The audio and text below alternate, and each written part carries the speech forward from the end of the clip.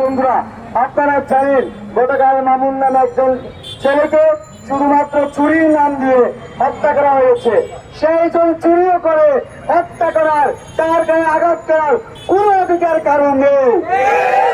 যদি এই রাষ্ট্রকে অপরাধ করে তার বিচার রাষ্ট্র করবে।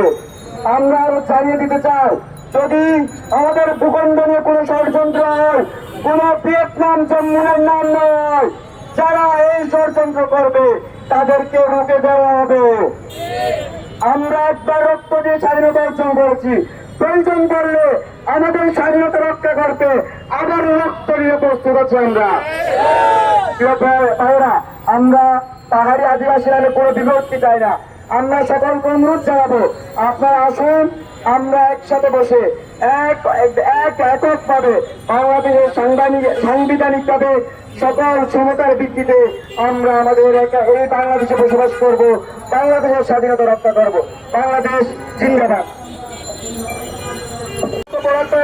ঢাকা বিশ্ববিদ্যালয়ের মেধাবী শিক্ষার্থী, ঢাকা বিশ্ববিদ্যালয়ের আইন বিভাগের মেধাবী শিক্ষার্থী রাকিব নাসের ভাই, আমি রাকিব নাসের ভাইকে ওনার বক্তব্য রাখার জন্য আমাদের আহ্বান জানাচ্ছি।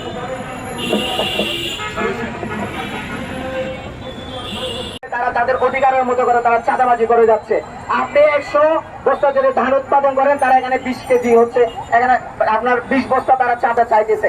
আমাদের মা বোনদেরকে ধর্ষণ করতেছে এবং তাদের যে ঘরে ঘরে মাদকের বিস্তার এবং তারা যে অস্ত্র শস্ত্র তাদের বাড়ি ঘরে রাখতেছে, সেসব জিনিস যখন বাংলাদেশের শান্তি শৃঙ্খলা রক্ষানোর জন্য আমাদের ভাইয়েরা যখন অবগত করতেছে, তখন তাদেরকে নিয়ে গুম-খুন হত্যা করা হচ্ছে। এবং এই গুম-খুন হত্যার বিরুদ্ধে আমাদের সুশীল সমাজে কোনো প্রতিবাদ নাই। আমরা তাদের এরকম একচুকা নীতির তীব্র নিন্দা জানাচ্ছি। আমরা আরো দেখবো, যখন সুশীল সমাজ এনজিও যখন তারা পাহাড়ে চায় স্কুল, কলেজ, বিশ্ববিদ্যালয়, মেডিকেল বিশ্ববিদ্যালয় দরকার, তখন তাদের এই দাবি শুনে মনে হয় ওই পার্বত্য চট্টগ্রামে শুধু চাকমা মারমারা বসবাস করে, ওখানে কোনো বাংলাদেশি, পাহাড়ি, বাঙালি, মুসলমানরা বসবাস করে না, হিন্দুরা বসবাস করে না।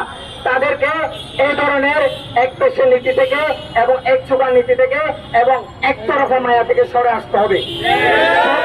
সব ধরনের সার্বভৌমত্ব এবং অখণ্ডতার পক্ষে আজকের এই সচেতন জনসমাজ থাকবে এবং রক্তের বিনিময়ে হলেও এই স্বাধীন বাংলাদেশের অখণ্ডতা রক্ষা করে যাবে ইনশাআল্লাহ।